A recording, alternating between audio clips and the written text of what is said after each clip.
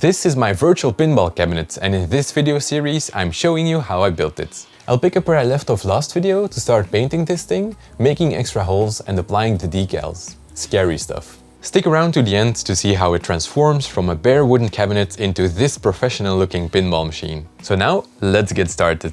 In the last video, I prepared everything for paint by masking the entire cabinet and backbox with painter's tape. Now it's time to actually start painting. First, I spray on some primer on the edges of the cabinet, starting in the front and working my way to the back.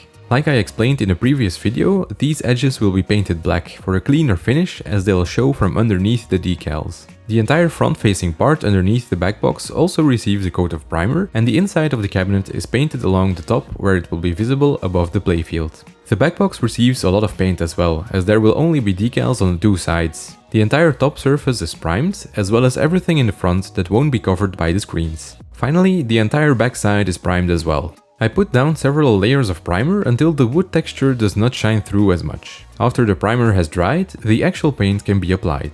I spray everything with a black color as that will go nicely with the predominant red color I designed the decals with. The cabinet edges go first, then the inside of the cabinet again, and finally the front of the backbox, the sides, the top and the back. I also apply several coats to make sure the black is nice and even, and also apply a couple layers of varnish afterwards, just to give it some extra protection against wear and tear.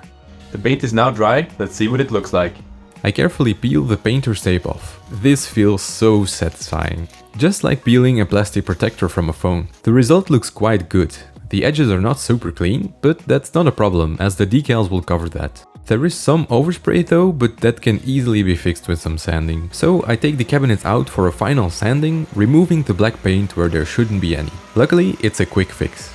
Now comes quite a scary part. Some additional holes need to be drilled in the cabinet to accommodate some extra hardware. If I screw something up now, it will be very hard to fix. First up are the holes for the front buttons. These will house 3 buttons: Start, Extra Ball and Exit. I first drill a small pilot hole in the center, then use a Forstner bit that is large enough to accommodate the wider top of the buttons to drill 3 shallow holes. By sticking some tape to the bit, I can drill each hole equally deep. After that, I use a smaller bit that will allow the thread of the button to go through the cabinet. These buttons are sunk into the cabinet a bit to prevent accidentally pressing them while playing, just like a real machine. These holes will not be covered by a decal, so I'll paint them black. I first cover everything with painter's tape to make sure I don't get any overspray. I then cut out the parts to reveal the holes. Once again, I start with some primer to have a nice base coat. And when that's dry, I paint everything black. Peeling off the tape reveals some overspray again, but most of it can easily be removed with some sanding. It doesn't need to be perfect, as those areas will be covered by a decal anyway. The second largest holes I need to make are the 2 exhaust fans. These sit at the back of the cabinet and will draw out the hot air inside the machine that is generated by the TV and computer. The back of the cabinet was already painted, so to protect the paint I'll cover everything in painter's tape. It would have been better to paint after cutting the holes obviously. Anyway, I map out where the holes need to be. These need to have a 12 cm diameter to fit some large fans. I take the cabinet outside and hammer a nail into the center of each hole. I made a jig for my router so I can perfectly cut these larger circles. It takes quite some effort, but the cuts are perfect. Once again, the inside edges need to be painted for a cleaner finish, so I cover the rest of the cabinet to make sure no paint gets on. This time I don't bother with using the primer first, as the back of the cabinet will hardly ever be seen. After several coats, all the masking can be removed to reveal a pair of nicely looking exhaust holes. To create an even better airflow, I'll also make some holes for intake fans in the front of the machine. These are a bit smaller at 80 mm because of the space constraints. The intake fans will suck cold air into the body to keep everything nice and cool. I drill another pilot hole first and then move on to a hole saw. I attached another board to the bottom of the cabinet to prevent blowout. I also cut a hole in the front right for a power button that I'll install later on. The subwoofer arrived and it's quite a beast. It's a 12-inch subwoofer, so I'm hoping it'll pack quite a punch. Let's make some holes in the cabinet to mount this into. I first lay the subwoofer face down into the cabinet and position it in the correct spot. I can then draw its circumference and mark the center of the circle. I drill a hole in the center so I know where it is when I flip the cabinet over. I take the cabinet outside to use the router again, this time using the included circle jig. This is definitely the most scary cut of the entire build, given its huge size. I carefully cut out the circle until finally the entire middle section comes loose. Perfect, no damage, what a relief. I'll mount the subwoofer in the cabinet on a raised section, so there's some distance between the speaker and the mesh I'll put in later. Not sure if this is actually necessary, but it definitely doesn't hurt. I first cut out the outer diameter to get a nice circle, slightly larger than the subwoofer. I then cut the inner ring, which matches the inner diameter of the subwoofer, to get a nice wooden ring. The ring can be put over the subwoofer hole with the speaker on top. I then carefully mark 2 opposite mounting holes and remove the driver again. I then clamp down the ring in order to drill the holes through the ring and cabinet bottom. After that, I put in the speaker again and fix it in place with 2 bolts, so I can drill the remaining holes, knowing everything will be aligned perfectly. Everything is installed then with the bolts facing upwards for a cleaner finish underneath the cabinet. The final major holes to drill are the so-called MagnaSafe buttons on the side. These are additional buttons underneath the flipper buttons. Some pinballs used to have 3 or 4 buttons in total, so to emulate those, it's best to have all possible buttons available. I chose to put the extra buttons underneath because it's very hard to drill additional holes in the stainless steel side rails. Once again, I attach a board to the back and some painter's tape to the front of the hole to prevent blowout. I start drilling, but as you can see, the painter's tape didn't do much and I damaged the cabinet a bit. I removed the tape to inspect the damage, and it doesn't look that bad. I apply some wood filler, let it dry and sand it smooth. Nicely repaired. Finally, there are a couple of small leftover holes that need to be made. The first ones are 2 holes for the strobes. These will house some flashing lights later on. I also route another channel for the power cord to go through, as that matches my design better. Next up, I'll install the power button. I also want to countersink it, so I take a strip of plywood and drill a hole in it that will fit the button. I then cut that strip into a smaller piece that will fit in the cabinet. I install the button in the strip with its plastic nut and put it inside the cabinet with 4 screws pre-installed, so I can easily screw them in one by one.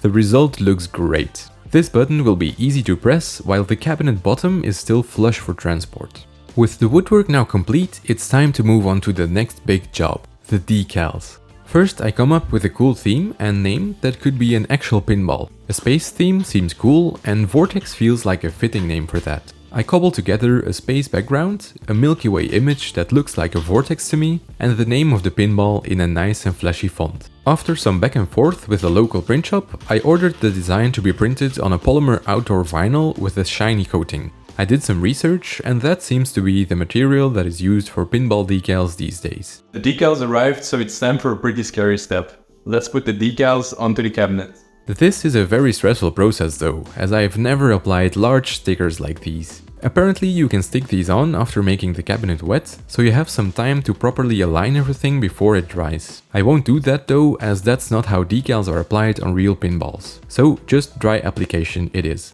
I start by applying the easier decals first. The sides of the back box are nice rectangular surfaces and not too big, so that shouldn't be too hard. This is definitely an easier job with an extra pair of hands. Luckily, my dad was willing to help. We first align the decals to where I want to stick them. One person then holds the decal in place, while the other applies a small initial strip. When that first strip is stuck down, the rest of the decal backing can be peeled off and carefully laid down, making sure to push out any bubbles with a squeegee. The overhanging parts of the decals can then be trimmed with an X-Acto knife. The first decal is done without a problem. Perfect.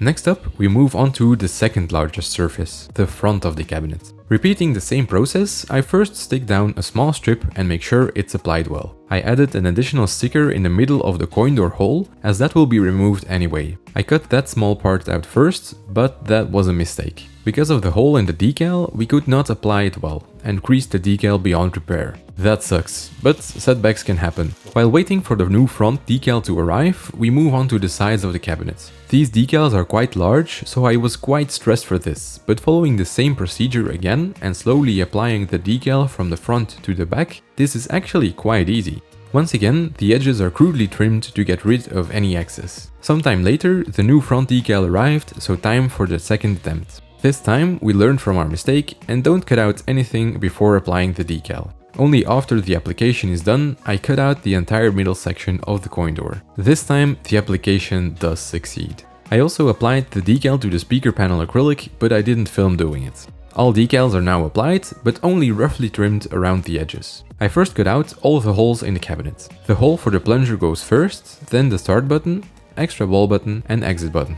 The holes for the leg bolts are also cut out, and finally the MagnaSafe buttons and flipper buttons. As I mentioned before, the edges of the decals will also be trimmed a couple of millimeters short in order to prevent them from coming loose. That's why I painted these edges black. Using a metal ruler, I cut a tiny strip off of the decals, revealing a black edge underneath. I do this for both the sides of the cabinet as well as the front where the coin door sits. The result of applying the decals is really incredible. The whole cabinet has now shed its bare wooden look and transformed into a professional looking pinball. It's really starting to look amazing. I'm actually quite proud.